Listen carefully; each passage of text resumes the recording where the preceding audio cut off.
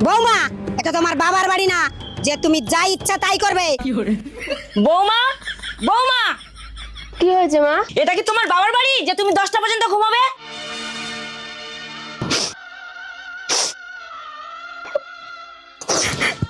এই তুমি কাঁদছো কেন? তোমার মা আমাকে বললো এটা তোমার বাবার বাড়ি না যে তুমি পড়ে পড়ে ঘুমাবে।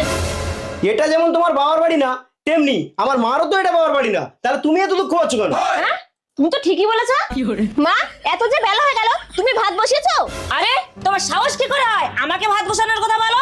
এটা তোমার বাবার বাড়ি না। এটাও তো তোমার বাবার বাড়ি না, তাহলে তুমি এত কথা বলছো কেন? বৌমা তো ঠিক কথা বলেছে।